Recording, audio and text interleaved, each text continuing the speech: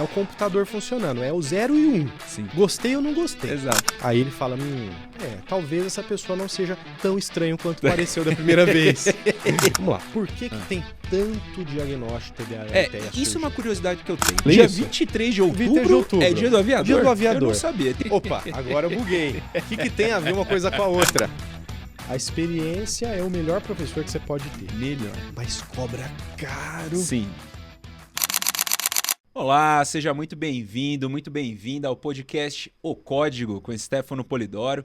Aqui eu trago convidados muito especiais que vão aumentar a sua referência, vão melhorar a sua vida de alguma forma. E hoje, antes da gente apresentar o nosso convidado, eu quero agradecer a Backbone Studio que está patrocinando esse episódio pra gente. Pessoal incrível aqui de Curitiba. Quando você precisar gravar, fazer diversos tipos de materiais, audiovisual, conte com essa galera extremamente profissional, viu? Parabéns ao Mets, parabéns aí a toda a produção que está cuidando do nosso episódio. E o nosso convidado aqui, doutor Renan Borges, ou Renan Borges. Renan Borges. Mais fácil, né? Isso aí, seja muito bem-vindo. Se apresente para a nossa audiência, por favor. Bom, primeiro, obrigado pelo convite, Stefano, para participar do podcast O Código, né? O Código Polidoro. Código Polidoro. É isso aí. É muito bom porque dá para falar sobre qualquer tema. Qualquer entendeu? tema, Exato. né? Você não nichou muito. Não. Apesar de que eu vejo que você pega mais convidados que tenham histórias interessantes ali. Exato. E eu me sinto aí lisonjeado por ter sido convidado. Bom, você pediu para me apresentar, né? Isso aí. Meu nome é Renan Borges, essa parte você já falou. Sou médico de formação. Na verdade, estou médico de formação, como estou outras várias coisas aí nessa vida que Deus me permitiu, né? Deus me permitiu fazer alguns empreendimentos, como, por exemplo, esse ambiente de podcast. Também faço Incrível. parte da equipe aí de societária do ambiente. Como, por exemplo, também empreender em outras áreas, tanto da medicina como fora dela, né? Então, dentro da medicina, eu sou um formado clínico, um médico generalista, e aí fiz algumas pós-graduações. Certo. Então, eu sou pós-graduado em Medicina Legal e Perícia Médica. Medicina legal e perícia médica. E aí você fala, atuo na... Vamos conversar sobre isso aí, tem perguntas interessantes, Atuo curiosidades. principalmente no juizado do trabalho, na vara do trabalho, né? Também alguns processos cíveis, mas mais o trabalho. Tá. Fiz de modo complementar ali também direito médico e de saúde, que é uma pós do direito, mas que me ajudou a ter uma visão e um linguajar e uma ciência um pouco mais aprimorada para lidar com as questões das perícias. Também fiz medicina do trabalho, porque se o meu foco, a maior parte, é trabalhista, eu também fui me aprimorando e fiz essa tríade aí para ter um embasamento técnico bem legal para poder tanto fazer as perícias do juízo, ou seja, aquelas demandas judiciais que o juiz tem dúvida ali em alguma área técnica da medicina e precisa de esclarecer a dúvida, quanto também para ajudar como um assistente. Né? O que é um assistente? O assistente é o perito particular contratado por uma pessoa que precisa ali, de modo atuar junto com o advogado, para aprimorar a sua defesa, né? Quando envolve a área médica, claro. Que interessante. Então, essa área... e também atuo na parte clínica na saúde mental. Saúde mental. Saúde mental. Extremamente importante. Exatamente. Hoje em dia, super em alta. Exatamente. E na saúde mental, comecei atuando bastante ali. A minha história ela é meio longa e meio sinuosa, né? Vamos lá, vamos desenrolando ela aqui que eu vou puxando. Ela é meio sinuosa, porque filho de um pai... de um pai bancário e de uma mãe professora. Certo. De tios, 12 tios. Nossa! Primos, então, não cabe nos dedos da mão. Mas vários advogados, nenhum médico na família. Então, você foi o primeiro médico da família. Então, e de onde veio? Pois é. Vou virar médico. Você sabe que eu brinquei com você no WhatsApp e eu digo que mais sorte do que juízo. Mais sorte, você falou isso. Você falou mais sorte que juízo, achei bom. A gente brinca assim, mas com certeza tem a mão de Deus, né? Eu acredito muito em Deus e com certeza ali tem o caminho, tem a mão de Deus. Às vezes a gente fala assim, foi por acaso, foi porque... Não, olhando de cima, quem olha de cima vê o trajeto todo. Quem olha de frente, muitas vezes não consegue visualizar o que vai acontecer. Então, eu diria que foi ali obra de Deus com certeza, porque as coisas que os meus pais puderam me dar, como uma classe média, de média a baixa, né? Nunca fomos ricos, né? Foi basicamente o ensino, junto com o meu irmão também, que deram ensino. Educação. Educação. Né? E em casa, né? E em casa, Formação de com caráter, certeza, né? tudo Criação. isso. Os meus pais são grandes exemplos, né? É. Meu pai é um exemplo de homem e minha mãe um exemplo de matriarca que não tem comparação, né? Tudo começa na infância e na criação. Com certeza. A base é ali. Se foi bem feito ali, consequentemente vai ser bem feito depois. E o contrário também. Se a criação não foi muito boa, possivelmente vai acontecer alguma coisa lá na frente. A gente vê trajetos sinuosos de pessoas que teriam tudo para dar errado, tudo para ser um desastre, mas que brilhantemente se tornam pessoas que são expoentes na sociedade, né? E eu tenho, assim, vários que eu conheço, inclusive alguns que, estudaram e fizeram faculdade comigo, né? Eu fiz a Universidade Federal do Mato Grosso. Passou na Federal ainda. Sou filho de uma federal, graças a Deus, que era a única possibilidade de eu estudar medicina. Mato Grosso? E o que você Grosso. tá fazendo em Curitiba? Rapaz, aí a história... a história vai. Dá mais um giro, né? Bom, primeiro sou nascido em Ji-Paraná, Rondônia. Tá. Da qual eu não conheço. Não por falta de vontade, mas é porque os meus pais, assim que eu nasci, basicamente eles estruturaram a vida e se mudaram para Cuiabá, Mato Grosso. Então a vida deles é estruturada ali. Então você nasceu, já foi para Cuiabá, nasci, já ficou lá já. Lá, tá? Então conheço Cuiabá a minha vida inteira. Tá? Formado em Cuiabá, estudei todo o meu ensino médio e atuei lá como médico por aproximadamente 2 anos. Certo. E por um acaso, uns amigos meus que formaram comigo ali na mesma faculdade, na mesma turma, vieram para cá. 4 colegas da turma. E aí falaram, vai ter um concurso aqui e tal. Um concurso numa cidade região metropolitana de Curitiba. Eu falei, vou fazer, como quem não quer nada, né? Tá. E minha esposa sempre quis vir para o sul, morar no sul, sempre gostou da região, o clima e tudo mais, né? E ocorre que demora para chamar, mas 1 ano depois fui chamado. E como eu não tinha nada fixo, nada de concurso lá, apesar de estar trabalhando bastante, falei, é uma oportunidade, não temos filhos, não temos nada que seguro, vamos mudar. Isso aí, vamos aproveitar. Então, parei aqui, há 7 anos estou aqui. Legal, bacana, muito bacana. Tem uma questão interessante que a gente conversou um pouco, a questão do canabidiol. Você acabou se especializando também nessa linha que hoje está crescendo muito aqui no Brasil. Inclusive lá em São Paulo a gente tem um parceiro que é a Green Care. Conhece? Sim, a Green Care. A gente tem parceiro lá. É um dos tratamentos que as nossas clínicas oferecem para os pacientes, porque a gente acredita muito e é uma tendência, né? E como é que você entrou nessa parte? Interessante. Isso é interessante, porque é um tema que hoje já é muito bem falado, muito fora do Brasil, e já está vindo muito aqui para dentro. É uma quebra de paradigma constante. Sim. Né? Aí tem muita história para contar, né? Mas vamos lá. Primeira coisa, você perguntou como é que eu descobri, como é que eu entrei nessa. Tá? São poucos médicos. Eu conheço alguns médicos, até por estar inserido, né? Mas, obviamente, como todo tipo de tratamento, tem prós e contras. E eu diria que, até um pouquinho antes disso, só para dar uma navegada geral, né? Como é que eu conheci? Um belo dia, uma paciente, na verdade a mãe de uma paciente autista, quis fazer o tratamento, me perguntou sobre o assunto. Veio da paciente? Veio da paciente. Legal. E eu não sabia. Eu falei, olha, não, isso aí eu não conheço, eu não sei. Isso é aquela história que praticamente todos os colegas médicos que não conhecem, isso eu faço há 2 anos. Então eu posso dizer que o Renan de 2 anos atrás era um médico que diria não para o tratamento da cannabis. Olha que interessante. Sim. Que bom que a gente muda, né? Claro, a gente tem que ser uma metamorfose ambulante no ponto positivo, né? Sim.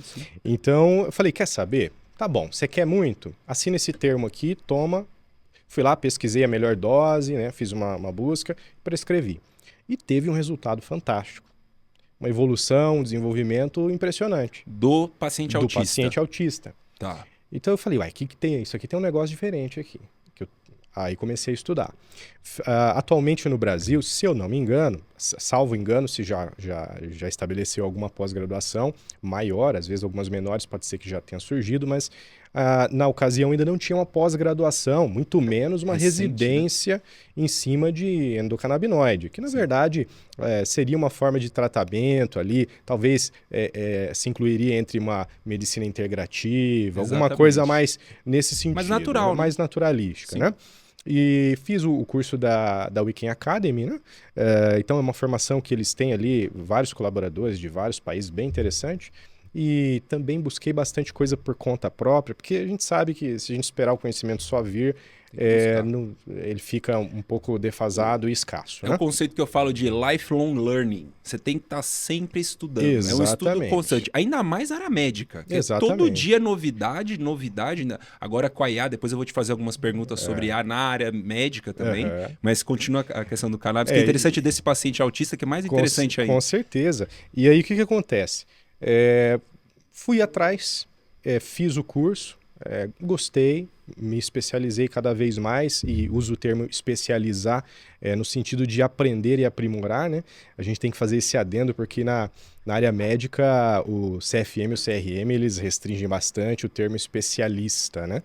Qualquer outra área das formações humanas você pode fazer um curso de final de semana e se chamar de especialista, na médica não. Não pode, exato. Então que fique claro, eu não tenho RQE em medicina do canabinoide, até isso não existe, né?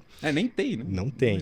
Então, atualmente, além das formações que eu tinha, senti outra necessidade, aquela coisa de viver estudando, né? Falei, bom, estou sentindo outras necessidades, porque eu comecei a atender pacientes com distúrbio do neurodesenvolvimento, maioria autistas, TDAHs, e começou a surgir também transtorno do sono, transtorno do humor, começou a aparecer ali transtorno depressivo maior, ansiedade, e claro que não imunoterapia, mas, ou seja, não com um remédio só, mas com uma associação, com uma adjuvância, tem resultados fantásticos. Parkinson, Alzheimer. Eu tenho um paciente com Parkinson que até um senhorzinho que às vezes tem dificuldade de lidar e eu atendo muito online, né? Então eu faço muito telemedicina, que é outra coisa que a pandemia trouxe exato, né? de bom, né? Sim. Porque trouxe muita coisa ruim. Trouxe acesso também, né? E eu vivi essa fase da pandemia de maneira muito intensa, entubei muita gente. Posso dizer que fui a última visão, a última imagem que muitas pessoas viram. Né? E com certeza não foi uma fase fácil, mas trouxe algumas evoluções que estava precisando já há algum tempo, né? E eu vou falando e vou devagando aqui, eu esqueci já o fio da meada. A gente estava falando, falando sobre o canabidiol, sobre o paciente autista, e você está contando todos os casos atrelados. E um ponto que eu ia comentar do que você está falando é como é importante o médico pensar no paciente, porque veio a paciente para você, te mostrou, né? Eu quero fazer esse tratamento. Você tem dois caminhos. Exato. Não faz comigo, ela iria buscar em outro lugar. Exato. Certo? E você foi lá e abraçou para você e começou a aprender, começou a se desenvolver e tá vendo resultados em outros pacientes. Exatamente. O tratamento sempre tem que ser em prol do paciente, independente da sua crença, daquilo que você acha ou deixa de achar. E aqui tem dois pontos que eu traria. O primeiro deles não vivemos mais uma medicina paternalista. Como assim? A medicina, historicamente, ela vem sendo uma medicina paternalista, historicamente. Sim. O que é paternalista? Stefano, você está com o quê? Você está com dor de cabeça? Tá. Então você vai tomar isso daqui. Stefano, você está com o quê? Você está com um sopro cardíaco? Então você vai fazer uma cirurgia. Tá. Hoje em dia, não. Não é assim. Então, a responsabilidade sobre a decisão médica não é mais a responsabilidade sobre a decisão sobre o que vai ser feito de intervenção, não é mais responsabilidade só do médico. Não é mais decisão só do médico. É uma decisão compartilhada. Então, nós vivemos a história da medicina baseada em quê? Baseada num compliance entre paciente e médico. Então, eu chego, Stefano, você tem um sopro cardíaco e ele pode comprometer a tua funcionalidade em torno de 20%. E esse sopro, ele é tratável. Claro que 20%, é um exemplo, tá, gente? Sim, sim. 20% não seria passível aí de algum procedimento. Mas assim, digamos que você tem um comprometimento e pode ser tratável com cirurgia. mas também pode ser tratável com outra medicação. As opções, né? Você dá opção. E aí você fala, agora é contigo. A minha parte foi te esclarecer. Agora é com você.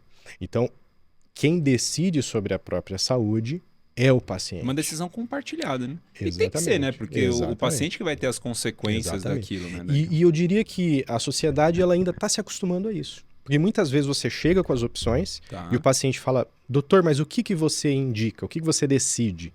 Eu falo, não, eu não decido. Quem decide é você. Então esse é o primeiro ponto, né? Que a gente tem que entender que se o paciente chegou e falou assim, doutor, mas eu quero, meu filho já usou fenitoína, já usou aripiprazol, já usou neuleptil, já usou risperidona, já usou lítio, já usou tudo.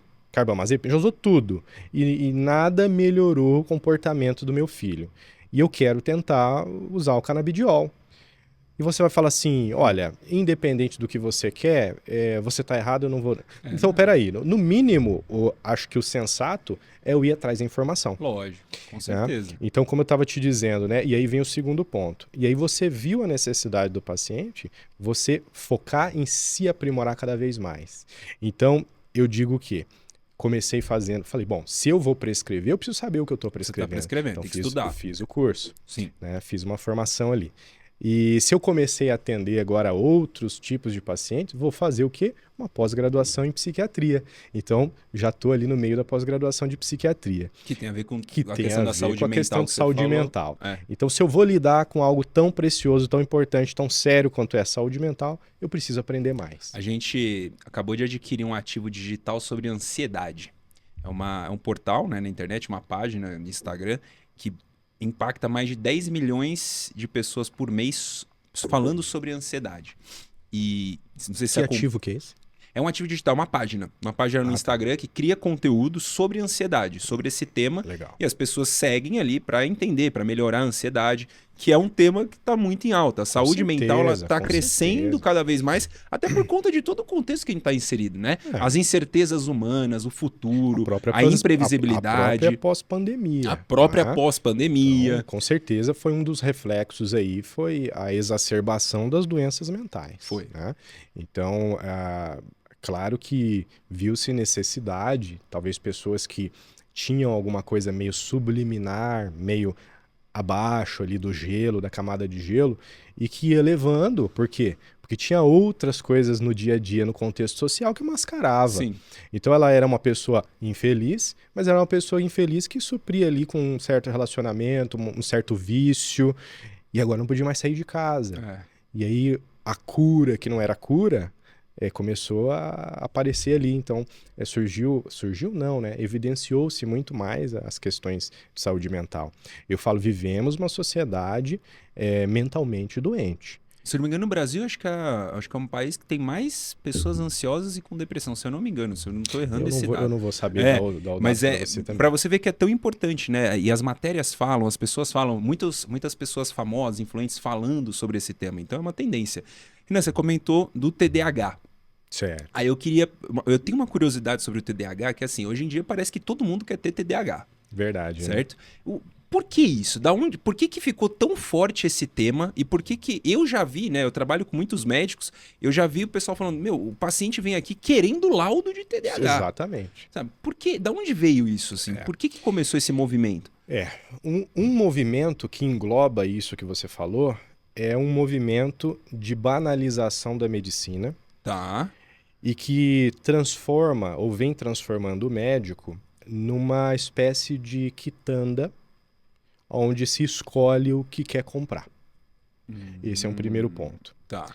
Ah, não, Renan, você está exagerando. Não, tá? Então, assim, e no particular mais ainda. Porque a pessoa ela chega e fala assim, não, doutor, mas eu paguei a consulta.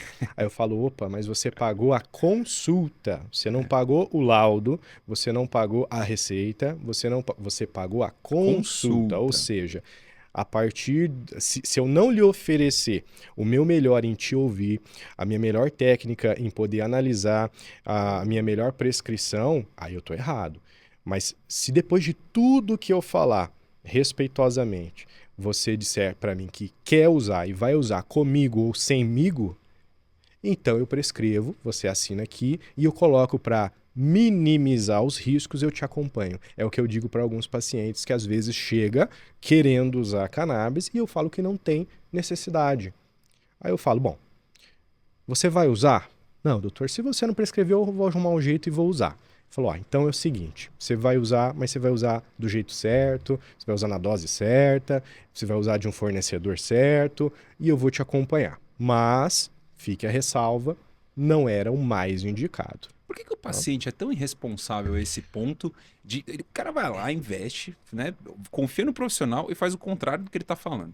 Por que isso acontece? Eu não consigo entender. Eu acredito, assim, a resposta para isso é uma resposta que tem que se estudar muito, né, para dar. Porque você não consegue, eu também não. Mas eu imagino que... Imagina você. Imagina. Você atende o paciente, fala tudo que o cara tem que fazer e não faz. Mas eu imagino, Stefano, que é algo que gira em torno da tendência de todo mundo saber que sabe muito. Ou achar que sabe muito, Ou achar né? que sabe muito. Ainda mais agora com acesso, né? Quantos pacientes você atende de Google, por exemplo, né? Eu falei saber que sabe, né? Achar que sabe achar muito. Que sabe Exatamente. Muito, né? É aquela história. Não, mas hoje a ciência e a informação está muito à mão. Muito. Realmente, extremamente. Eu tenho chat GPT, eu tenho Google à mão, eu tenho tudo à mão. Tudo à mão, exato. E eu ainda continuo perguntando coisas óbvias e ridículas para o pessoal ao meu lado. Você já parou para pensar nisso? Sim, já. Você tá com o universo na tua mão. Aqui tem tudo. Mas em determinado momento, e isso é normal e graças a Deus isso continua, você pode virar para mim e falar assim, Renan, quantos dias dura mais ou menos os sintomas da gripe? Você poderia ter essa resposta aqui, né? Mas por que a gente fala com o ser humano? Não Porque a gente gosta do ser humano, cara. Exato. Então, o que acontece? Essa facilidade, ao mesmo tempo que ela traz acesso, ela traz um pouco de emburrecimento. Sim. E esse emburrecimento, eu não diria só na questão de retenção de informação. Eu digo na questão de ligar o tico com teco e o A com B. Ou seja, faz sentido isso que eu estou lendo? Será que é a melhor informação? Será que a dor que eu estou sentindo na cabeça realmente é um aneurisma? Ou eu estou tendo realmente um derrame cerebral? Ou será que pode ser só uma cefaleia tensional porque eu ando mais estressado? Só que o Google, ele vem ranqueando do pior. Do pior, Então, isso é uma coisa complicada. Então, Sim. O paciente, quando ele chega, muitas vezes ele já pesquisou, ele acha que já sabe, e eu já me deparei com uma expressão de um quase ódio, no sentido de, não acredito que você não vai me prescrever isso, que é o que eu queria. Mas eu me sinto muito confortável, inclusive costumo dizer assim, olha, com todo respeito, você está me pagando para dizer isso para você. Porque essa é a minha função. Sim. Sim. Então, você não precisa de mim, você usa o GPT aí, arranja a receita com o GPT aí. Exatamente. Então, é uma resposta difícil de dar, né? Já me delonguei nela, mas eu acho que um pouco é essa facilidade em excesso que, às vezes, em vez de estimular a busca e por informações boas, ela acaba, às vezes, até emborrecendo um pouco. Eu penso assim, eu passo com muitos médicos, né? Eu tenho acompanhamento esporte, acompanhamento de terapia, enfim. E eu penso assim, a pessoa está se responsabilizando por aquele tratamento. Ela está assinando aquele Exatamente. negócio. Não é brincadeira, Exatamente. Entendeu? Você vai lá no GPT, pede as informações e tal. E daí? E se você faz o que está ali e dá alguma coisa errada? Quem que vai te ajudar? Eu acho interessante, tem pessoas que, até essa semana eu atendi uma. Conta. Que é hipocondríaca ao extremo. Hipocondríaca. E ela sabe, não tem problema. Primeiro que eu não vou falar o nome e depois, acho que não, e depois que ela sabe disso, porque ela me falou, Sim. doutor, eu acho que eu tenho tudo. Eu tive um período, essa é um transtorno depressivo maior, também com transtorno de ansiedade. E ela falou assim, tem época que eu acho que eu tenho tudo. Doutor, eu tomo banho rápido, porque eu tenho que estar vestida o tempo inteiro. Porque a qualquer momento eu acho que pode acontecer alguma coisa e eu preciso estar pronta. Eu durmo, o sono é leve, porque eu acho que pode pegar fogo na casa e eu preciso estar pronto para sair. Olha. Tem 3 filhos. Claro que o instinto materno ele deixa a pessoa mais cauta, né? Mais cautelosa, mas isso em excesso é transtorno. Aí vem tudo em excesso é transtorno. E depois a gente puxa o gancho para o transtorno de déficit de atenção, hiperatividade e transtorno de espectro autista. Olha a palavra, transtorno. Aí é que é o grande segredo. O T né, do T de transtorno. Eu vou explicar por que daqui a pouco. Né? Mas voltando para ela, para a gente não puxar ganchos e não encerrar. Conclui o paciente. Né? Então, o que aconteceu? Ela falou assim, olha, eu sei que eu sou hipocondríaca. Eu falei, interessante, pelo menos você já tem essa percepção, isso te ajuda em muito. Porque saber a situação atual te ajuda a escolher o melhor caminho a seguir. Sim, é a primeira coisa, assumir aquilo que você Exatamente. Então, ela é muito consciente, extremamente vívida no que estava me falando, via que não estava enrolando, não estava querendo me convencer de algo. Eu falei, não, realmente, você tem isso, você precisa tratar. E ela falou, e eu quero... E eu parei de usar a sertralina, que eu usava já por 2 anos e estava bem, parei de usar, mas eu acho que é muito remédio. E ela só usava sertralina. Eu acho que é muito remédio.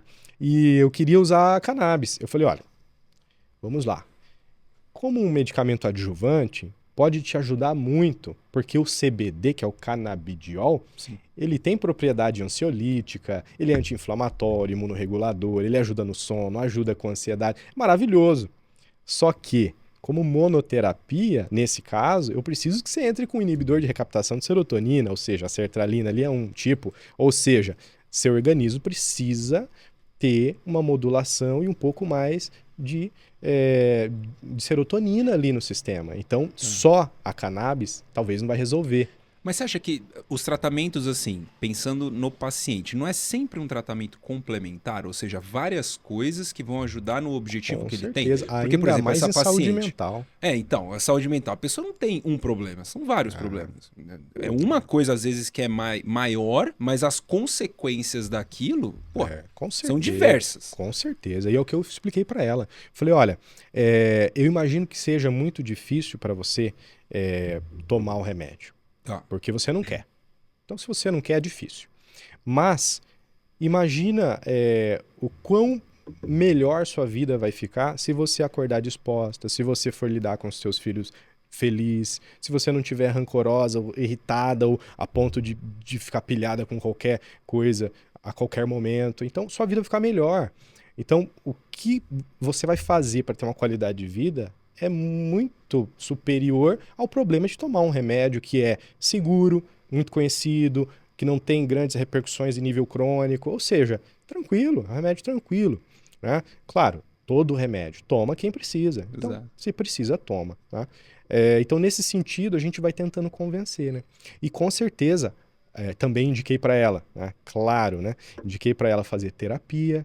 Né? Então, você precisa de um psicólogo para te ajudar a lidar um pouco melhor, porque algumas coisas não podem ser muito fazer muito sentido na tua cabeça, mas talvez estejam em excesso. Eu sou extremamente a favor da terapia. Eu era um cara que antes de começar a fazer terapia falava, esse negócio serve para nada. Bobagem. É bobagem. Não, é importante. É extremamente importante. Então a tríade, terapia, medicação, exercício físico, sono adequado, alimentação.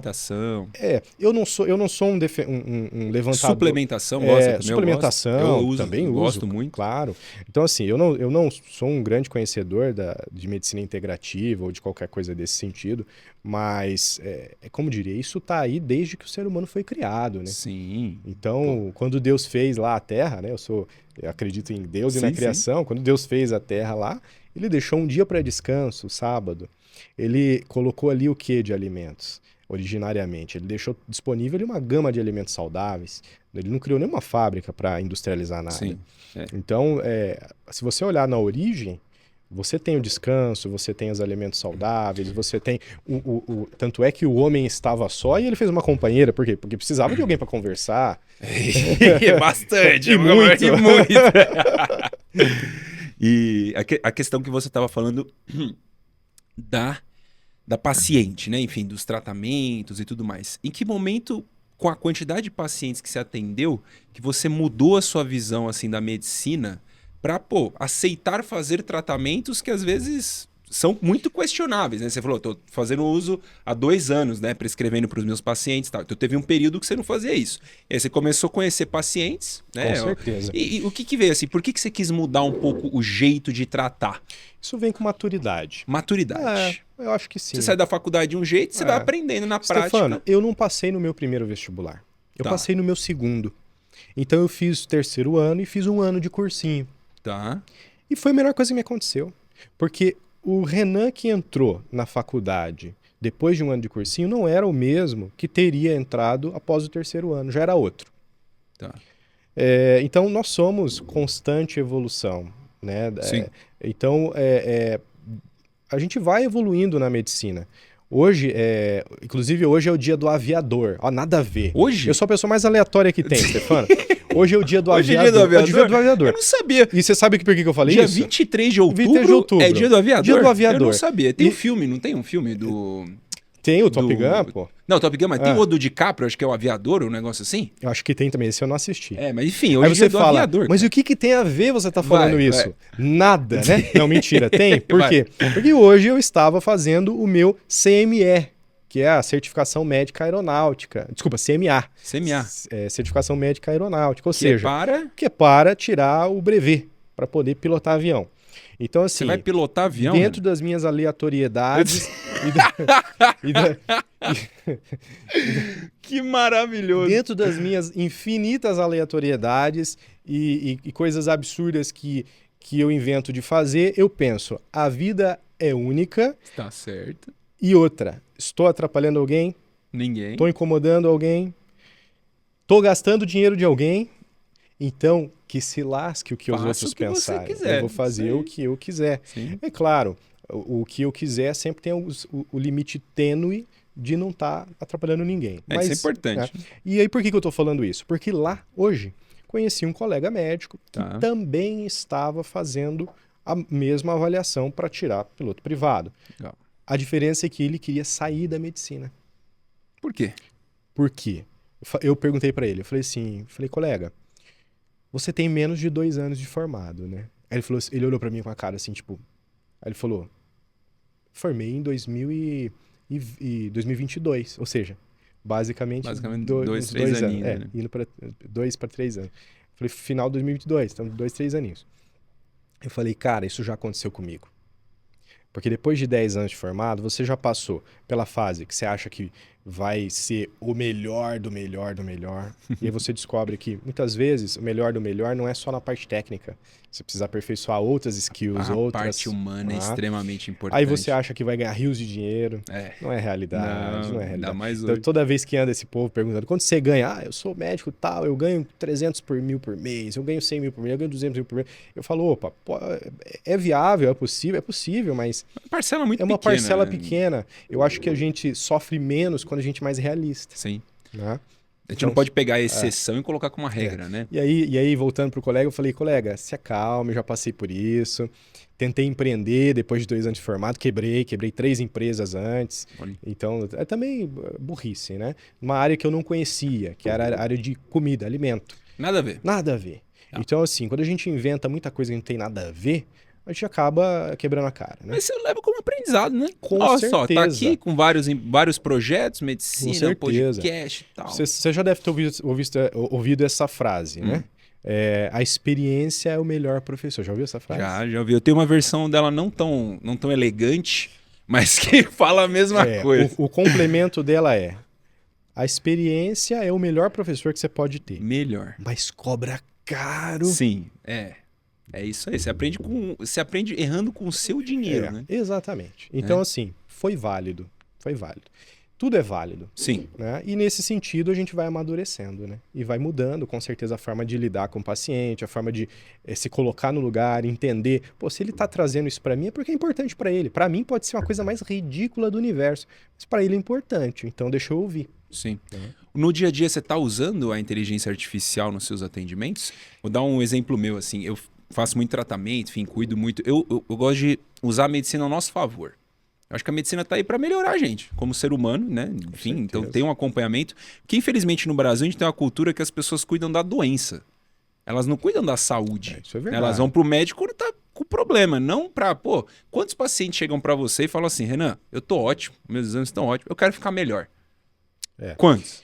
Não, não tem. Né? Não tem. Eu tive uma experiência recente com a inteligência artificial que eu achei incrível.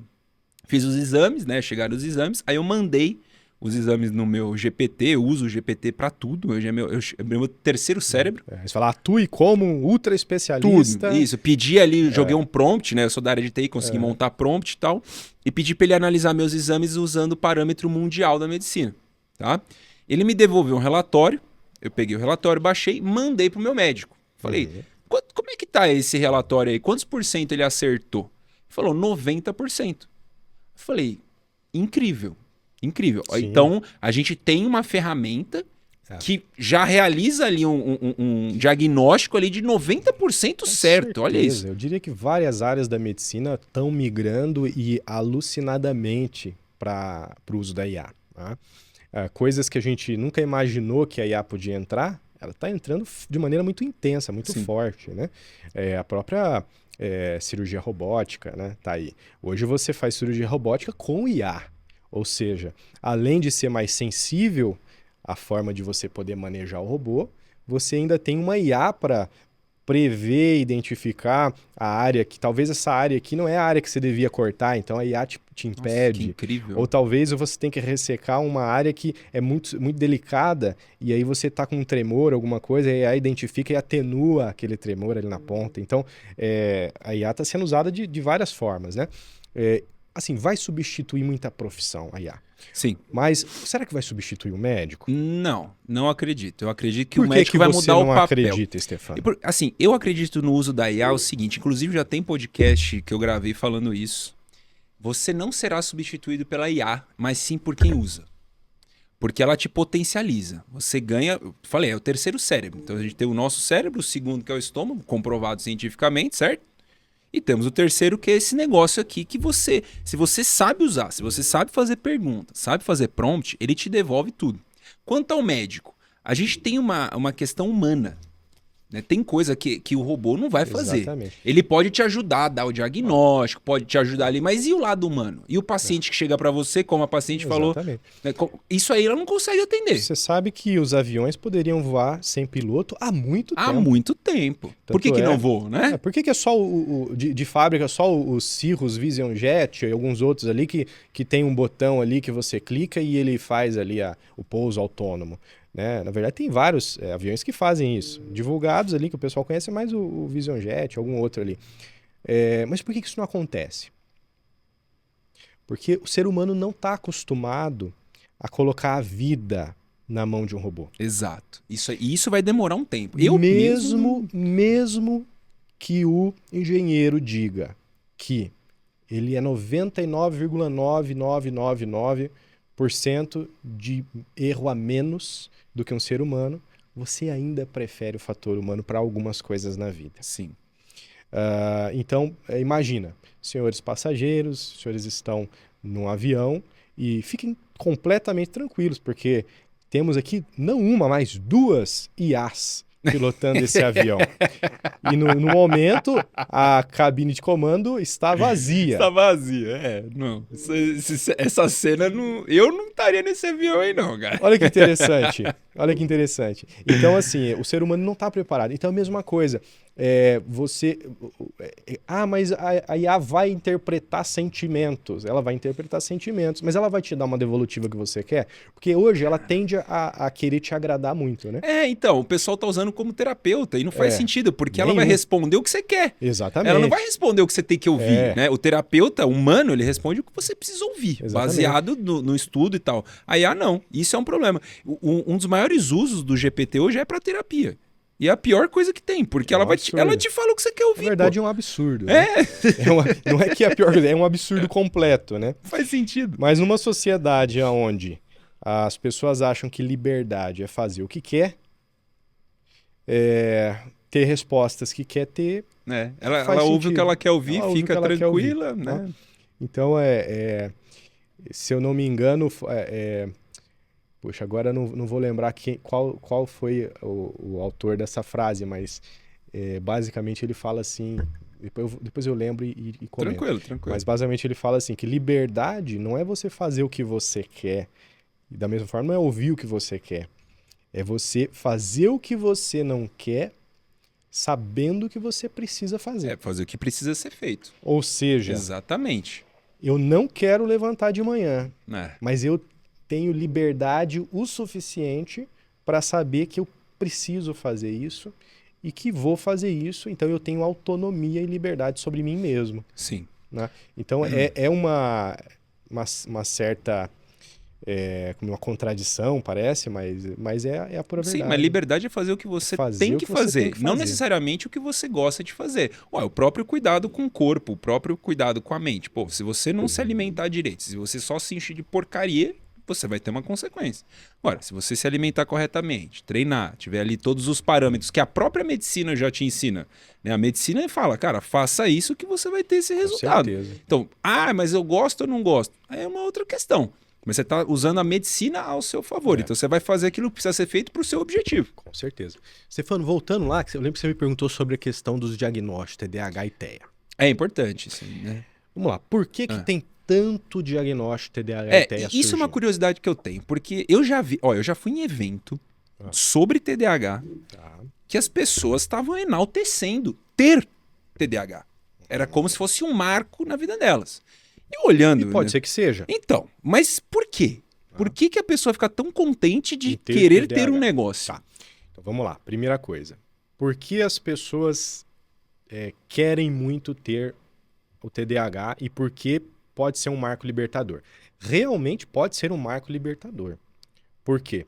Porque aquilo que estava deixando essa pessoa ansiosa, depressiva, irritada, porque ela não se sentia incluída na sociedade do jeito que ela teoricamente é natural, então ela se sentia como se fosse uma estranha na sociedade. E agora ela descobre um diagnóstico que justifica o que ela estava sentindo. O paciente adora isso, né? Ele adora o diagnóstico. Mas nesse sentido é bom. Sim, é bom.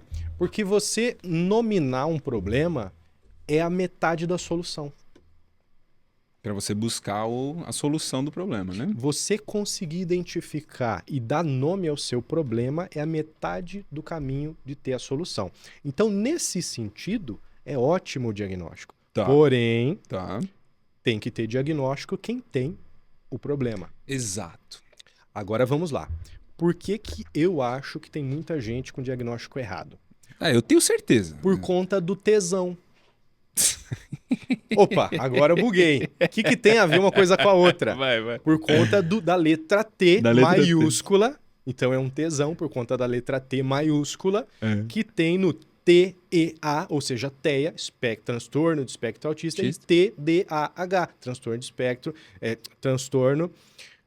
agora eu buguei. TDAH, transtorno, déficit de atenção e hiperatividade. Então, por conta do T, muita gente não tem o diagnóstico certo. Mas como assim, Renan? Porque o T é transtorno. A pessoa pode ter déficit de atenção? Pode. Pode ter hiperatividade? Pode. Mas será que esse déficit de atenção é por conta de uma doença chamada transtorno de déficit de atenção e hiperatividade? Ou será que é porque você está privado de sono, sem atividade física adequada, se alimentando mal, muito mais provável estressado, isso. com um trabalho onde você não gostaria de estar e também não tem coragem de mudar? Sim. Com uma família, muitas vezes, cheia de problema e que você é o arrimo dessa família, você tem que resolver tudo. A pressão toda. Será que essa falta de atenção, ansiedade, que muitas vezes é confundida com hiperatividade, mas é só uma mente ansiosa, agitada, ou seja, não é aquela hiperatividade que te traz nenhum benefício? Você começa a fazer uma atividade e você vai para uma outra e você não termina nenhuma e não te traz nenhum benefício. Sim. É uma mente ansiosa, uma mente agitada, um pensamento inquieto, mas que não leva a lugar nenhum. Né? Então, será que isso é por conta desses fatores que eu citei ou será que é um TDAH? Porque o diagnóstico, ele é descrito. Não é eu que invento da minha cabeça, você tem TDAH ou TEA ou qualquer coisa assim. Eu pego o DSM-5 ou pego a CID-10 ou CID-11, que é a atualização da CID-10, vou lá e vejo o que está escrito. Tá. É simples. Quanto tempo demora para você laudar? Essa pessoa tem TDAH? Depende do caso. Tem casos que você consegue bater o martelo numa primeira consulta, porque é muito evidente. Muito evidente. E tem casos que é subliminar, que é mais subjetivo. E aí, às vezes, precisa de avaliações mais longitudinais. Às vezes precisa de uma avaliação do neuropsicólogo, aplicando testes, que pode durar semanas. Pô. E aí você pega aqueles relatórios e faz. Criança é pior ainda, é mais difícil. Como é que eu laudo uma criança de 3 anos com autismo? TDAH nem é possível direito. Eu já vi laudos com crianças de 4 anos com laudo de TDAH. E eu discordo parcialmente. Por quê? Porque eu acho que é mais elegante colocar, ela tem hiperatividade, mas ela não tem o transtorno. Calma, segura a onda. Ela é hiperativa. Nomina o que você está vendo. Ela é hiperativa. Agora, calma. Vou laudar ela com a CID? Não, coloca ali, segura a onda. Por quê? Porque aí depois dos 6 anos é um momento mais ideal. A formação, né, saindo da primeira infância, a formação neuronal, o desenvolvimento já está mais adequado para poder ver alguns fatores que fecharia realmente o diagnóstico. No adulto, você já está formado. Tá. Agora vamos lá. Por que o tesão é o problema? Por que o T é o problema? Porque se você pegar lá os critérios diagnósticos, aí você esbarra no T. No T. Vamos pegar aqui os critérios diagnósticos aqui para você ver. Puxa aí. Ó, eu não vou nem puxar. Vou falar de cabeça aqui, por exemplo, do autismo. Tá.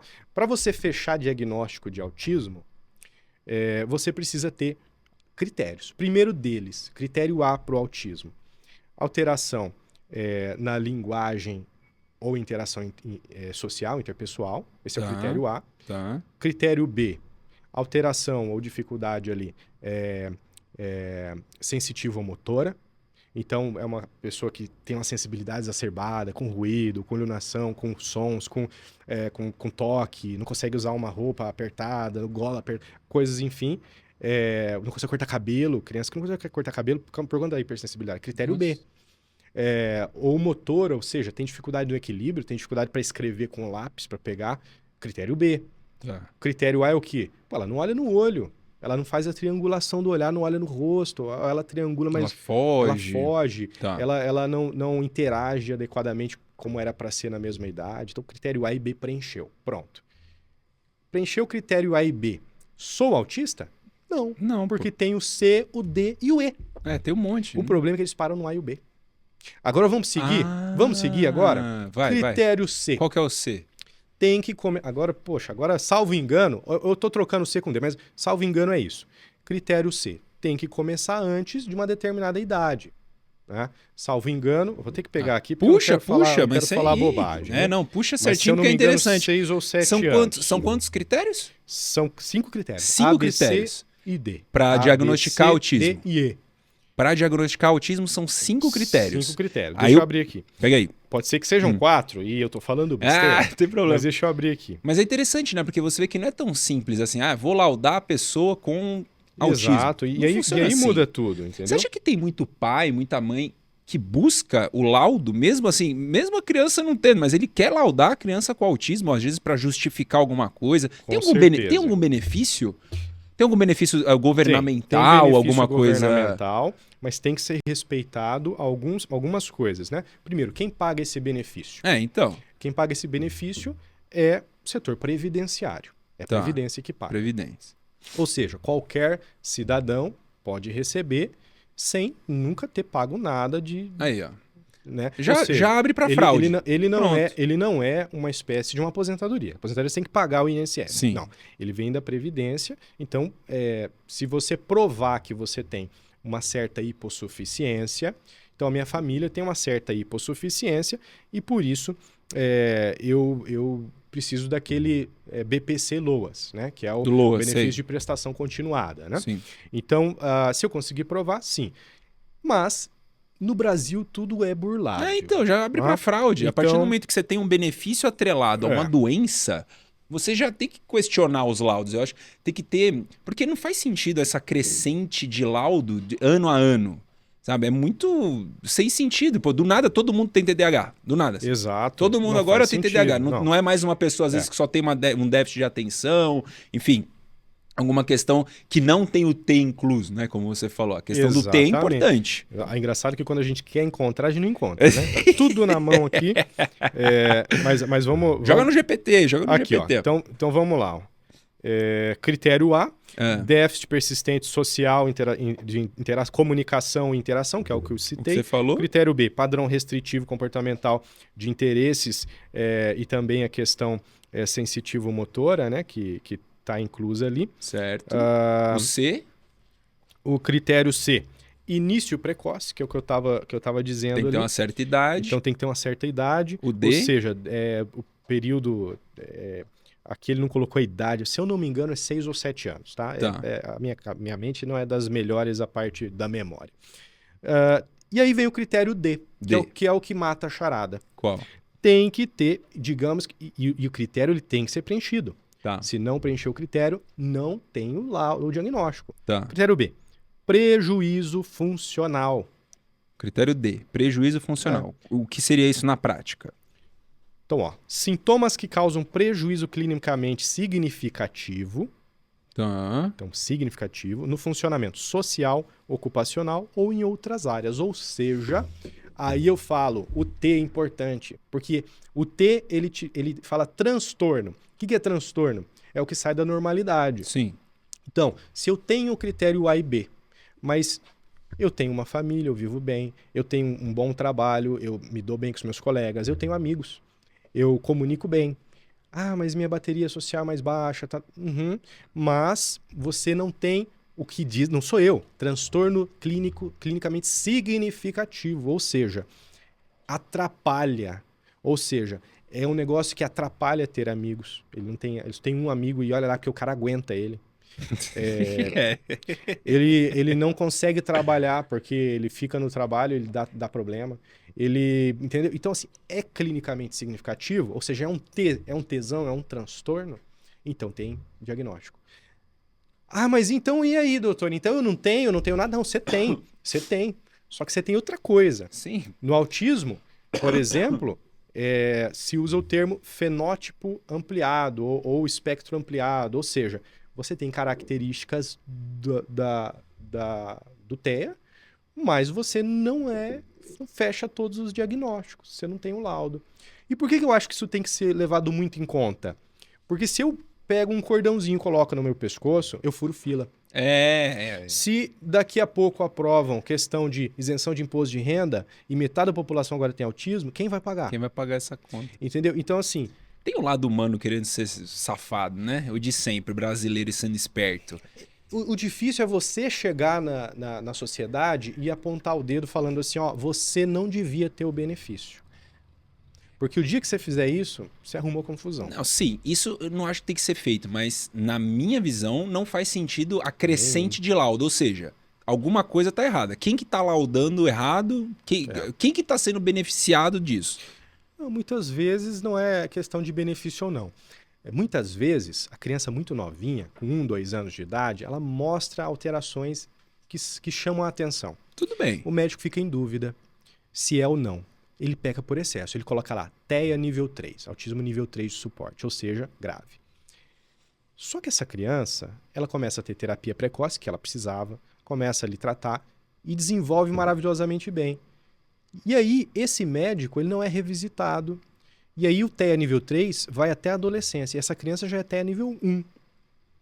Ou saiu do espectro. Ou seja, então tem como não ter mais o diagnóstico? Eu ia perguntar isso. Claro. É possível? Sim. Olha que interessante. Sim. É possível, é digno, é honesto. Por quê? Porque digamos que lá atrás eu não tenho certeza sobre o diagnóstico. Tá. Mas eu vou beneficiar essa criança se eu der o diagnóstico. Por quê? Porque se eu não der o diagnóstico, o plano não paga o tratamento. Entendi. Ela não tem acesso ao tratamento. Entendi. E ela, com o tratamento adequado, ela pode ter uma vida social funcional. Então, quanto antes descobrir, vai ser melhor para sair do... Quanto antes descobrir precoce, o tratamento é intervenção terapêutica precoce. Inclusive, tratamento de autismo é cannabis? Não. Tratamento de autismo é terapia.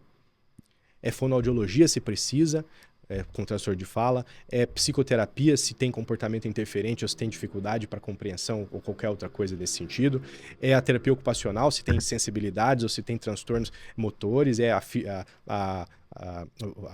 fisioterapia. Então, isso é tratamento. O resto, não que seja menos importante, mas são adjuvantes. Mas pode usar o canabidiol para... Eu uso. Você comentou, né, do paciente autista. São fantásticos. Assim, os resultados que a gente tem são... Eu diria para você, Stefano, que é coisa que eu nunca vi. É que nunca também em 10 anos é uma hipérbole, né? Mas vamos lá. Nesses 10 anos, eu nunca vi as coisas que eu tenho visto com o tratamento da cannabis. Você diz a melhora do paciente, Sim. né? Tá. É assim, doutor, meu filho começou a fazer xixi, desfraldou. Ele não estava... Estou falando de criança de 6 anos. Isso. Não estou falando de uma criança de 3, 4 anos que está na fase que já deveria. Interessante. Uma criança de 6 anos que nunca teve interesse por desfraude e desfraldou. É a criança que era uma hiperatividade e um comportamento extremamente interferente e tá calma. Uma mensagem que eu recebi: doutor, esse final de ano, é o primeiro final de ano que eu vou conseguir viajar com a fulana, com a minha filha, e passar com a minha família, porque eu não conseguia viajar com ela. E estou conseguindo fazer isso. Por conta do tratamento. Sabe? Então, assim, Interessantíssimo. O doutor, ele começou a soltar mais palavras. O duro é, aquela mãe cheia de problemas, cheia de tristeza, cheia de agonia, porque o filho nos envolve e ela olha para o lado e vê uma criança que conversa, que chama mamãe e papai, que fala eu te amo, Sim. e ela espera isso do filho dela. Ela quer que tudo aquilo aconteça de uma hora para outra. E aí ela acha que é uma mágica. Não é mágica. Então tem uma sequência. Então, com a devida prescrição, com a devida dose, com o devido acompanhamento e indicação, pode ser um tratamento muito bom a terapia com cannabis. Nesses 2 últimos anos que você vem aplicando a terapia, quais foram os casos mais surpreendentes assim que você viu? Que você lembra vários, que são os mais emblemáticos? Stefano, hoje assim. eu atendo quase 2.000 pacientes na minha clínica particular. Tá? Destes, eu diria que 90%, 85% são autistas. Você é realmente especializado em pacientes autistas. Não fala né? isso, porque daqui a pouco o CRM está querendo me entender? Você tem a prática ali, né? Eu tenho a expertise, mas não sou especialista. Tá. Eu tenho que bater nessa tecla, porque é uma charopada isso, mas eu preciso seguir a regra. Sim, tá certo. Então tá certo. a regra é a regra. Então o que acontece? Vamos botar desses quase 2.000, vamos colocar que uns 1.500 são pacientes com autismo. Cara, inúmeros. Se você pegar meu celular e rolar para cima aqui, o que tem de doutor é outra criança, doutor melhorou. A maioria é criança, adulto, como é que você... A grande maioria está na casa dos 4 aos 7 anos. Aí eu tenho casos de 40 anos de idade com autismo que começou a tratar agora, que nunca teve uma terapia na vida, por dificuldade de acesso. Esse Brasil é imenso. Sim. E tenho casos que a mãe é extremamente cuidadosa e às vezes um pouco desesperada, mas eu diria mais cuidadosa, porque se a mãe está percebendo algo errado, você tem que dar atenção. Sim. Porque às vezes ela tá todo dia com a criança. Ela vê todo dia. Então, 1 ano e meio. 1 ano e meio ela já quer começar cannabis. Eu falo, olha, vamos analisar. Você já fechou o diagnóstico? Tem um caminho. Então, às vezes, a gente segura um pouquinho a onda. Mas, assim, é um paciente que a gente não abre mão. A gente também quer acompanhar. Né? Você trabalhou tanto no SUS quanto, né? Você tem consultório particular? Trabalho ainda Trabalha no SUS ainda? Uhum. Eu sou concursado pelo SUS, região metropolitana de Curitiba. Legal. Hoje eu atuo na área de saúde mental, fazendo ali atendimentos de acompanhamento de pacientes de saúde mental. Então, basicamente, aquele paciente que ele é acompanhado no posto de saúde, pelo médico do posto, e ele, basicamente, a cada 2 meses, ele tem que renovar uma receita de uma fluoxetina, de uma triptilina, de um clonazepam, e aí ele precisa, para não afogar o serviço do pronto atendimento, do atendimento da unidade básica, a prefeitura onde eu atuo criou um serviço de telemedicina. Legal. Que inicialmente está fazendo esse acompanhamento. Então a gente liga para o paciente e fala, você está bem? Como é que tá? Teu remédio tá bacana? Não, doutor, acho que está meio fraco, acho que isso, acho que aquilo. A gente vai orientando e vai fazendo esse atendimento por telemedicina ali. Então no SUS, principalmente telemedicina que você atende Só lá? Telemedicina. Só telemedicina. Só telemedicina. Bacana. E tem muita diferença de paciente do particular para o SUS? O ser humano, ele é o mesmo. O mesmo, né? E o meu paciente particular hoje, ele é muito eclético. Tá. Eu atendo pessoas que quando ligam a câmera, e isso não é nenhum desmérito, ele está no meio de uma tapera. Ele está com as paredes caindo, descascando, mas são meus pacientes. São seus pacientes. Entendeu? E eu atendo ligações onde a pessoa está num palacete, ou até mesmo fora do Brasil. Às vezes você atende, acompanha um ou outro que é brasileiro, que vem e vai de vez em quando, mas passa a maior parte do tempo nos Estados Unidos, na Europa. Essa semana mesmo atendi um que estava na Inglaterra. Tá. Então, muito comum esse tipo de situação. E são meus pacientes. Então, o que acontece? O que muda? O que muda, às vezes, é que realmente, se você pega no SUS, as patologias não são tão ali transtorno de neurodesenvolvimento, tá? Autismo cerebral. É mais ansiedade, é mais depressão, é mais esquizofrenia. Então, só esse grande público ali que a gente acaba atendendo com mais quantidade ali, né? Sim. Você é um profissional multifacetado, né? Você faz um monte de coisa. Doido, né? Pode ser chamado Maluco. de doido também, maluco. É. Uma das coisas que você faz é dar palestra em empresa. Também. Sobre saúde mental, certo? Sim. O que você vê que as empresas ainda não entenderam a importância de ter um bom ambiente, né? De realmente colocar isso como prioridade para a equipe? Eu não diria que só a empresa não entendeu. Eu diria que é mais difícil você fazer, muitas vezes, é 50-50. Tá. 50-50. Tanto é difícil colocar na cabeça do empresário, que é um investidor. O que o investidor quer? Retorno. ROI. Se eu não tenho ROI, se eu não tenho retorno, Esquece. eu não vou investir. Mas o investimento em saúde mental, ele dá ROI. Dá ROI. Só que para colocar isso na cabeça do empresário, do investidor, é difícil. Entendi. Agora, colocar também na cabeça do colaborador que ele precisa fazer coisas que são estranhas. Pô, como assim dizer como estou me sentindo? Como assim fazer um grupo, uma dinâmica uma vez a cada 10 dias, 15 dias para fazer uma troca entre o pessoal? Pô, isso é coisa estranha, isso não é... Porque geralmente, vamos colocar aí, ó, a gente está na região metropolitana de Curitiba, aqui ao redor tem muita fábrica. Temos a Volvo, temos a Volkswagen, né? Até por um tempo eu fiz medicina do trabalho na Volkswagen também. Legal, olha. Muito pouco tempo, doido, mas tive essa experiência. Muito legal, os robôs lá atrás, braço mecânico para lá e para cá. Interessantíssimo. Você almoça assim, no meio da fábrica. É muito lindo, muito legal ali a fábrica. Então a gente tem muita... E quem que tá na fábrica? É o peão. Sim. Famoso, e eu falo peão porque para ele não é nenhum demérito e não é feio. Ele gosta de... Ele gosta, é assim. Exato. Porque o peão chão de fábrica, cara, ele tem a cabeça diferente. Outro jogo. Ele chama de Zé Orelha, ele chama de pouca ideia. É uma linguagem deles. Entendeu? Ali, né? Então, como é que você entra nesse cara e coloca na cabeça dele risco psicossocial? Nossa, é um outro... Você tá falando grego, cara. Ele nem entende por que isso é importante. Exatamente. Né? Então, imagina falar pro cara que tem que fazer terapia. Não.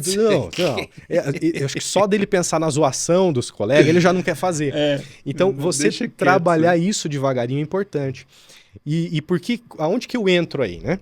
Então, além de toda a experiência na perícia médica, que faço muita perícia trabalhista, então eu trago um pouquinho a parte judicial, até tá meio ainda na metade da obra, mas estou fazendo uma obra chamada Antes que Vire Processo. Né?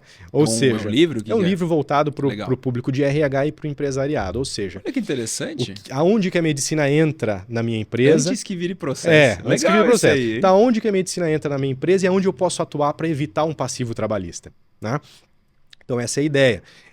Então, minhas palestras hoje são voltadas principalmente ao público de RH e empresariado, e elas são para trazer o foco em risco psicossocial, que inclusive a nova NR1, a atualização que ocorreu em maio agora, já era para começar a dar multa, mas foi postergado a multa para um ano, ou seja, maio de 2026 vai começar a multar.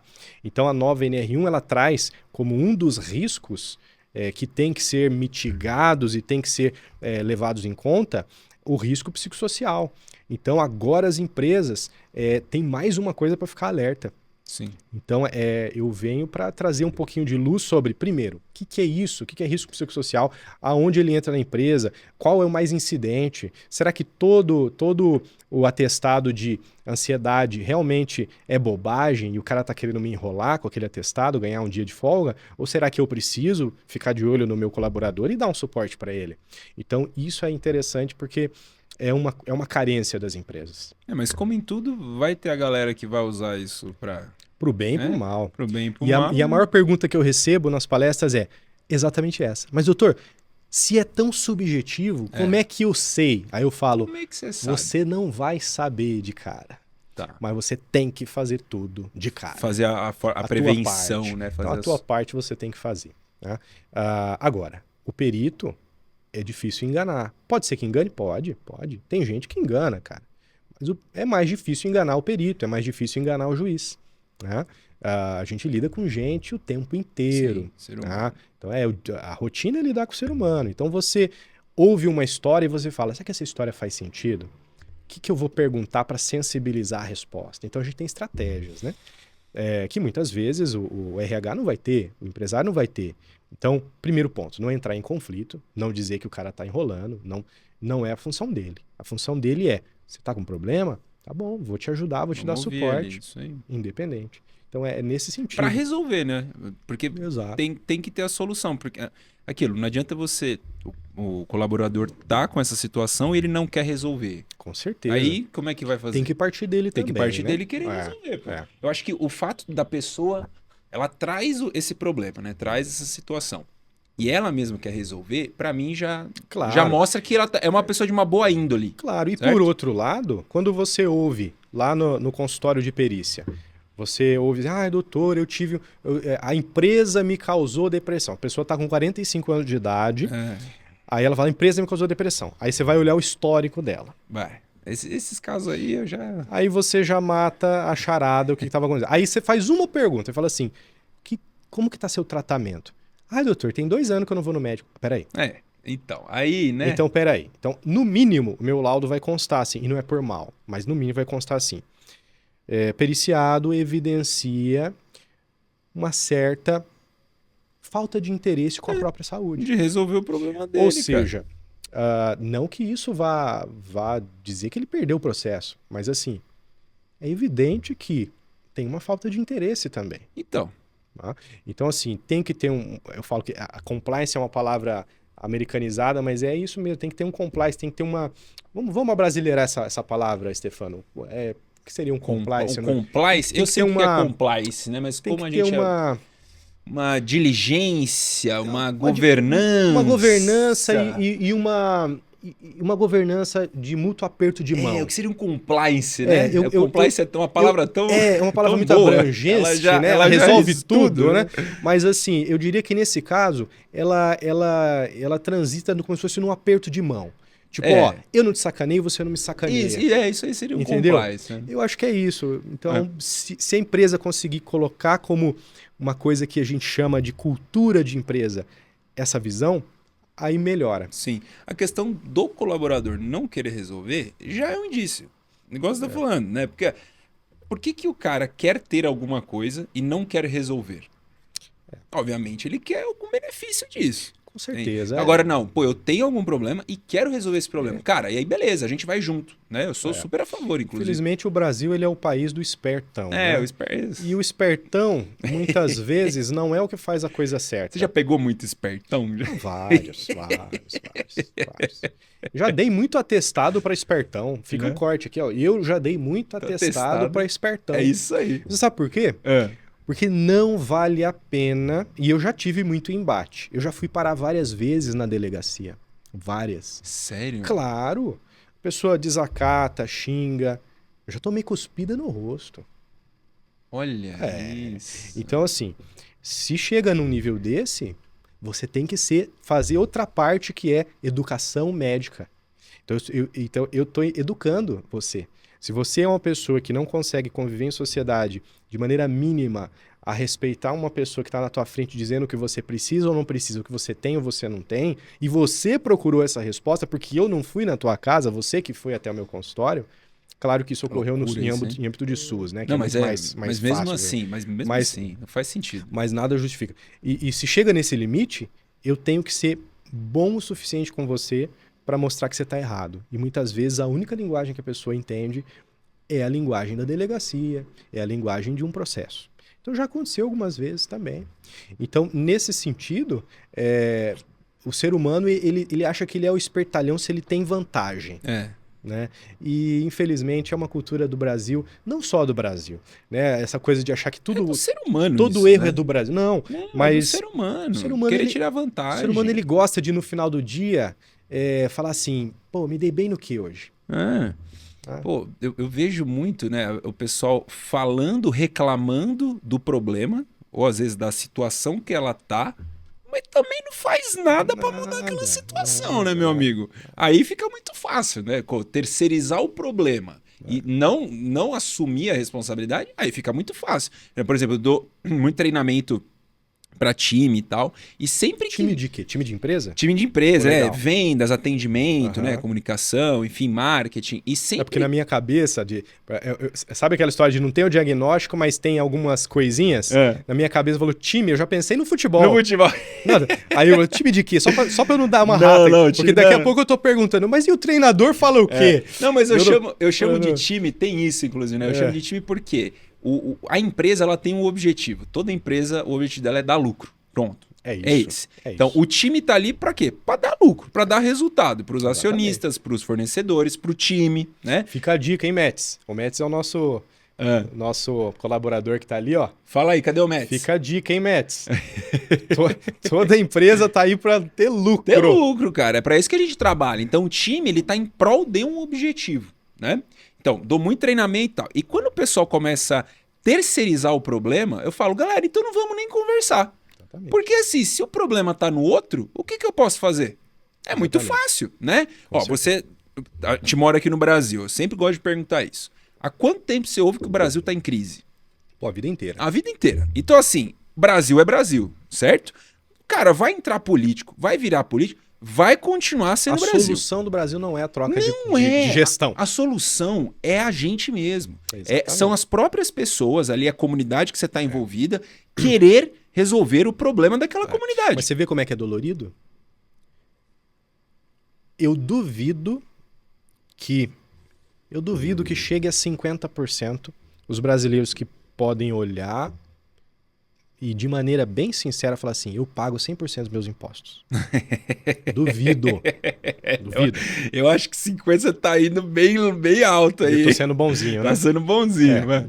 Então, se em casa você fala assim... O cara reclama do político, mas então, isso. se em casa você fala assim, é dolorido os 27,5%, ou os 15%, ou qualquer alíquota que seja do imposto de renda, é dolorido. Sim. Mas você, meu amigo, é igual a igreja. Igreja é a mesma coisa. Ai, porque eu não gosto do pastor, porque eu não gosto do estilo, porque eu não gosto... Eu sou adventista do sétimo dia, uma das religiões mais chatas no sentido de que... Porque não pode. Não pode. Ah, porque não pode isso, não pode aquilo, não pode comer carne de porco, não pode usar brinco, não pode isso aqui, não pode nada. Eu falo, meu amigo, não é que não pode. É a orientação da igreja. Você tá lá porque você quer. Exato. Ninguém te levou pra lá. Você não quer? Cara. Sai dali. Sim. Agora assim, mas não gosto do Brasil. Você não gosta do Brasil? Cai fora. Cai fora, fica à vontade. A questão é o seguinte, mas eu não posso cair fora e tal. Não, tá, gente, tem N situações, né? Não vamos generalizar, mas assim... nunca generalize. Esse negócio de ficar generalizando não faz sentido, tá? Então, seja específico naquilo que você tá falando. Mas o que acontece? A pessoa, ela reclama de tudo, mas os 27,5 ela olha e fala assim, isso aqui eu acho que eu vou passar por debaixo.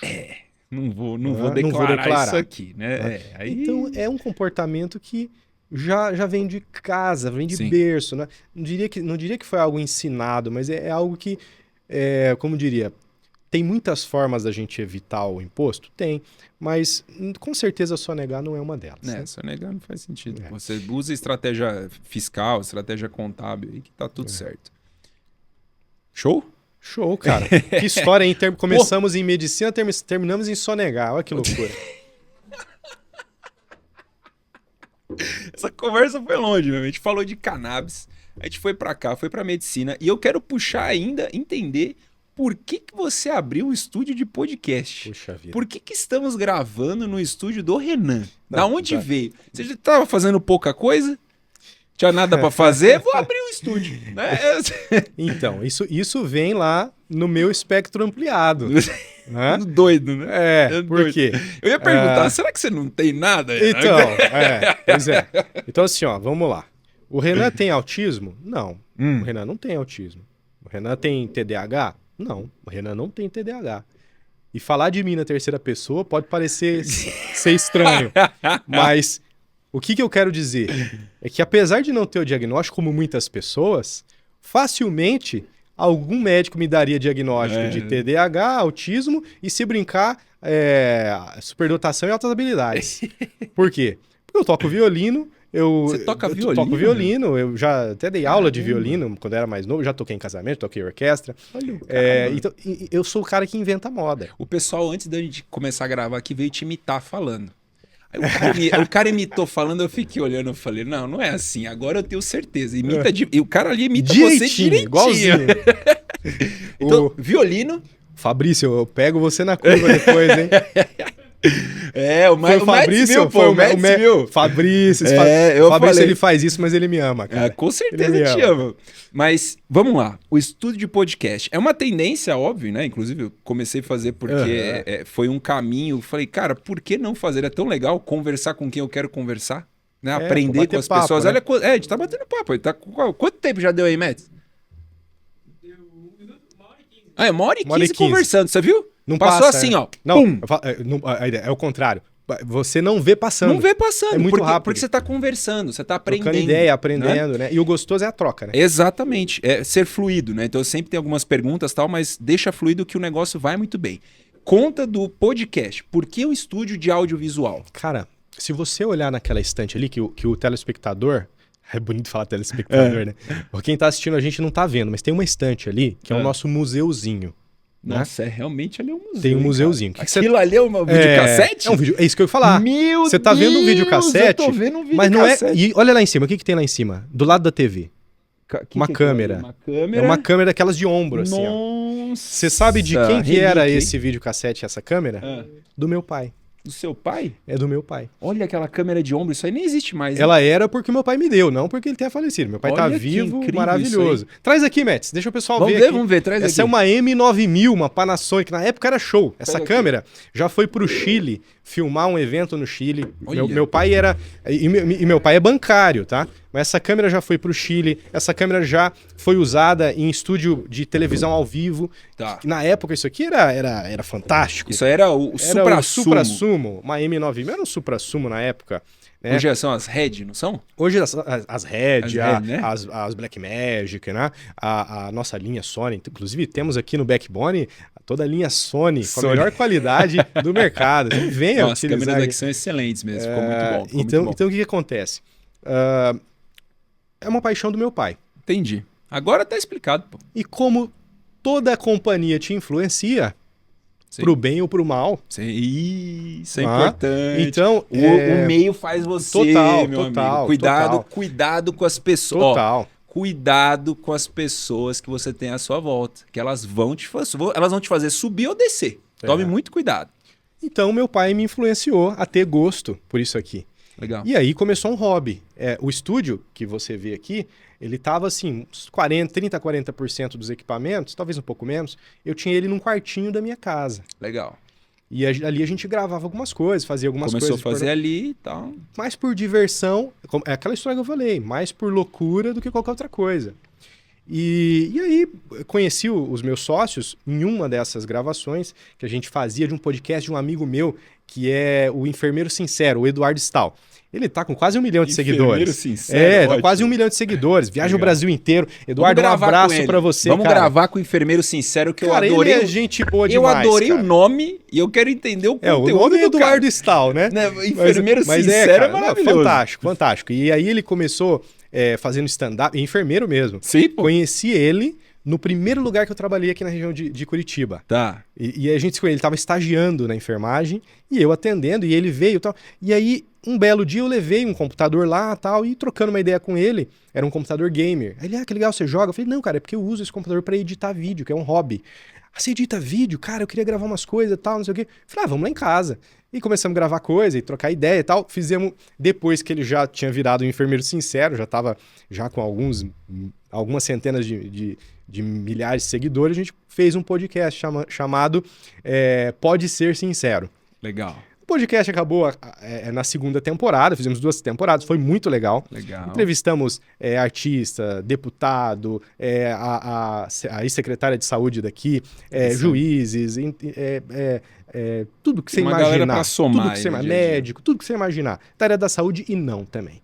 Então a ideia era meio genérica. E aí, em um desses entrevistados foram os meus sócios. Entendeu? E aí eles olharam o estúdio e falaram que legal, tal, a gente quer gravar um podcast, não sei o quê. E aí acabamos que fizemos inicialmente uma parceria, uma sociedade num produto que chama Resenha Gamecast, que inclusive vai ao ar na Play TV. Play TV é uma TV a cabo. Olha só! Então, ainda tá indo ao ar, Mets, o resenha, ou já acabou a temporada? A temporada acabou, tá indo reprise na Play TV. Mas provavelmente a gente renovou o contrato, né, Mets? Eu acho que sim. Você não tá por dentro. Acesso. Você viu que eu tô muito por dentro do produto, né? Mas tá certo, pô. Esse negócio já tá rodando, então já tá fluindo. O resenha é um produto que vai ao ar ali numa TV a cabo, Sim, né? Sim. Mas é bem legal e um conteúdo dinâmico só da parte game, que eu não entendo nada, nunca tive videogame na minha vida. E aí, juntei com esses malucos, eles juntaram com esse outro maluco aqui, e aí eu falei, cara, aqui em casa tá complicado, né? Minha esposa, tem os cachorros que latem quando chega convidado. Vamos tirar daqui, vamos colocar num lugar comercial e a gente amplia. Pô. Aí, não sei, papo vai, papo vem, tamo aqui. É isso aí, muito bom. O estúdio é incrível, assim, atende... Ali é aquele negócio pra fazer... Temos um fundo infinito ali, Stefano. O que é aquilo ali? Cara, aquilo ali é legal. O pessoal não tá vendo, mas eu explico pra vocês, fica tranquilo. Descreva. É um negócio branco, tem tudo branco, aí tem um palanque no meio. Também ali, dá pra deixar o palanque, tirar o palanque? Você faz ali o que você quiser, então. Ali é o quê? Dá pra fazer aquela foto de corpo todo que você não vê as quinas. Ah, é verdade. Parece que a pessoa tá flutuando. Sim, parece que tá flutuando. Interessante. É branco, mas você pode pintar com as luzes, fazer qualquer cor. Tem também o fundo verde, que é o chroma key. Sim. Que para fazer um recorte mais legal. Fundo preto, a gente faz ali muito vídeo aula. Legal. Então, é bom, é um bom espaço para vídeo aula. Então faz vídeo aula, live de conteúdos mais corporativos, né? Audiovisual é o caminho, né? Eu falo que o vídeo, ele é hoje a melhor forma de se comunicar. Quem não aparece na mídia social, quem não aparece na internet... Não existe. Não existe. Não existe. Você tem que estar lá. Hoje em dia, você conhece alguém, o que você pede? Dá uma olhadinha no Insta pra ver. Dá um Instagram, deixa eu ver o Instagram. Roda o Instagram. Você é aquilo que você mostra no Instagram. Então você tem que tomar muito cuidado com o que você mostra no Instagram. E a coisa tá indo forte pro TikTok também, cara. Sim, não, as pessoas estão pesquisando médico no TikTok. E pra mim ainda não entra na cabeça. Mas assim... Nem pra mim, mas deixa aí, a geração, né? Exato, deixa a geração. É a geração. Você tem que se adaptar. É a linguagem, é a geração. Vamos tirar isso daqui, porque daqui a pouco não faz sentido. A gente troca o papo.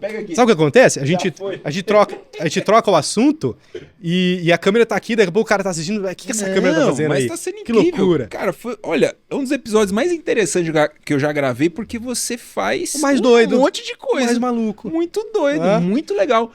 A questão do audiovisual, eu falo, inclusive hoje eu postei um vídeo no meus stories falando isso, que toda empresa precisa ser uma empresa de mídia. Precisa ser uma empresa de comunicação. O que é aquilo? Quem vende melhor o que você faz do que você mesmo? Stefano, eu vou um pouquinho além. Vai.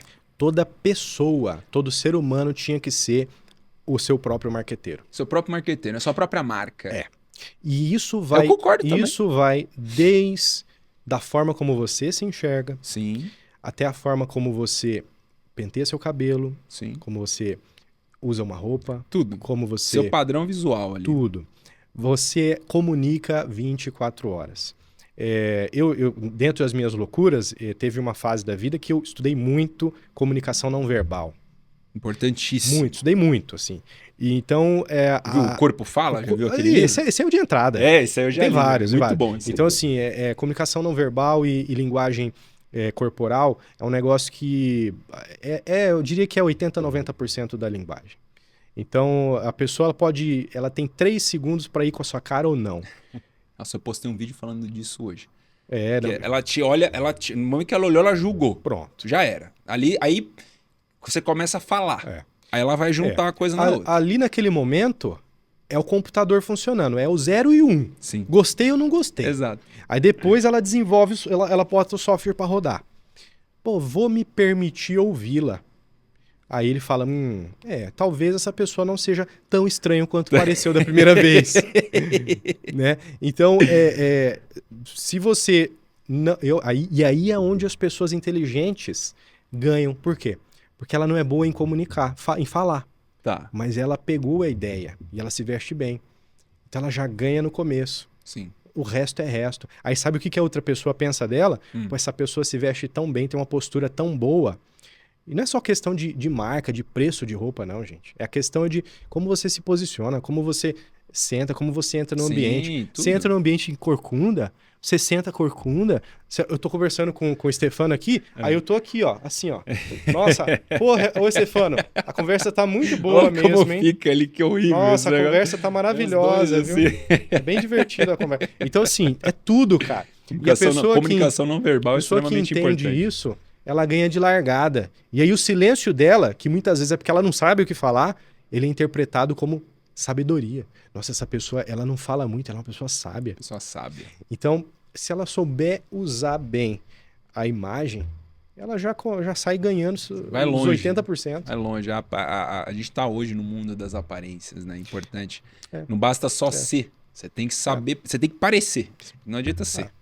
Do fundo do meu coração, acho isso bom? Não, Não. acho uma porcaria. Mas é isso aí. Mas o é a game. regra do É a jogo. regra do jogo, faz parte. É. Você tem que saber. Aqui a gente não tá pra falar se é certo ou errado. Exatamente. É pra falar. É a realidade, cara. Exatamente. Ouve isso aí. Você tem duas opções: entender e usar ao seu favor ou ficar reclamando. E não Bom. fazer e tá tudo certo. Tá tudo Agora, certo. não espere resultados diferentes. Não, esquece. Aí esquece. não tem como. Excelente, Renan. Muito Não. bom, hein? Olha, passou voando. Passou Hein, voando. Mets? Passou voando. Fala aí. Passou já faz uns 15 minutos. Olha aí. passa Rapaz, voando. 1h30 o pessoal não falando. vai nem querer assistir. Só vai olhar Não, o tempo tá do doido. vídeo lá, já Depois não vai o querer pessoal assistir. arruma na edição, tira o que não presta, deixa tudo que deixa Vou bom. cortar tudo. Pra gente encerrar, Renan, eu gosto sempre de pedir um código, um insight, alguma coisa que você aprendeu até agora, que você tenha certeza que pode ajudar quem tá ouvindo a gente. Legal. Cara, é profundo isso. Mas é. Por isso chama o código. O que é? é Qual bem que é o profundo. código do Renan? O código do Renan é: no dia de hoje, fiz alguma coisa que prejudicou alguém? Se eu fiz, eu tenho que resolver. Tá. No dia de hoje, deixei de fazer alguma coisa que deveria ter feito? Se eu deixei de fazer, eu tenho que resolver.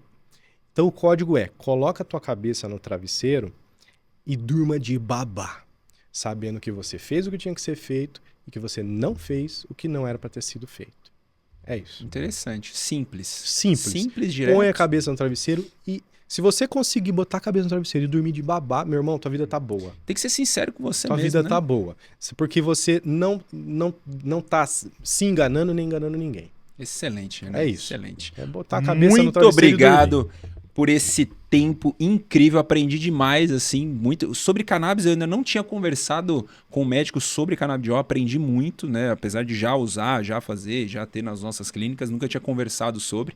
Muito obrigado pelo seu Cara, tempo. eu que agradeço muito o convite, né? Cannabis é um universo. É um universo. Dava pra gente Pô, passar. a gente nem falou pra parte de atleta, por exemplo. Não, tudo. Dava pra gente passar, e isso é só a parte aplicável clínica, mas dava pra gente passar literalmente mais de 5 horas aqui falando só sobre, por exemplo, quais são ali os mais de 120, para ser mais preciso, em torno de 127 fitocannabinoides, ou seja, estrutura, Olha. moléculas químicas que têm atuação no organismo. A gente conhece duas principais, né? Sim. Que é o CBD, que é o que tá na boca de todo mundo, que é uma das moléculas, que é o canabidiol, Canabidiol. e o THC, que é o THC. tetraidrocannabinol. Mas você tem outros vários. Você Interessante. tem ali THCV, você tem ali o canabigerol, que é o CBG, você tem o CBN, canabinol, você tem um monte. Olha, tem um monte. Então, assim, é um universo. você né? falar assim, tô usando maconha, é você querer simplificar demais o que você tá usando. Interessante porque- essa visão. Porque quando você toma ali, por exemplo, uma cannabis medicinal, tudo que você tá tomando tem nada a ver com maconha. Porque você sabe que a maconha, como o pessoal usa de modo recreativo, Modo recreativo. fumada ali, ou que seja ali, às vezes coloca no cookie, alguma coisa assim. Não, a galera que é Enfim, doida, de né? forma recreativa. Forma recreativa, ela é rica em THC. Exato. Então ela tem em torno de 15 até 30% de THC, dependendo da qualidade dela. E se não tiver isso, é ruim pro maconheiro, porque ele não vai ter barato. Né? É de baixa qualidade. E ela tem menos de 1% de CBD, que é o Ah. canabidiol, que é que o é um que é... medicinal, né? Exato, que é anti-inflamatório, imunorregulador, que ajuda na ansiedade, sono, etc, etc. Menos de 1%. Aí você pega o remédio. Ele é rico em CBD, 10, 20% de CBD, que é o canabidiol, e pobre em THC, 0,2, 0,3% ou 0% de THC. Ou seja, tem como viciar usando um trem desse? Não. Então, assim, tem como dar barato usando um trem desse? Mas nem se você tomar 2 vidros inteiros. Ah, mas eu usei e fiquei mais taquicárdico. Você pode ser mais sensível, isso pode acontecer. Normal. Por isso que a gente não vai dar o vidro inteiro. Por isso tem as doses Ah, também, tem a dose né? correta, Tem as uma doses dose certinha. corretas, exato. Então, cara, uma infinidade. Medicina endocannabinoide, realmente, primeira coisa que a pessoa sair daqui aprendendo isso, não é maconha. Segunda coisa, tem uma ciência por trás, não é uma bobagem, tem uma ciência por trás. É gigante, é uma indústria gigante. gigantesca. Gigantesca. E é muito injustiçado. Mas as pessoas, elas falam aquilo que elas não sabem. Elas começam a falar sem conhecimento do que tá falando, aí obviamente não dá certo. E eu diria pra você que assim como na religião, o maior problema das religiões são os fiéis. O maior problema da cannabis são os usuários. São os usuários. Porque a maioria usa de maneira indevida e banaliza uma coisa que deveria ser um baita de um remédio. Exatamente. Incrível. Muito obrigado mais uma vez. Cara, obrigado pelo convite pro Código Polidoro. Isso aí. Espero que você tenha gostado aí Foi incrível, pô. Estúdio incrível. Da experiência aqui. E é isso, cara. Isso aí. Prazer, meu Tamo caro. junto. Até a próxima. Valeu. Não esqueça de compartilhar o episódio. Manda pros seus amigos muito conhecimento e até o próximo.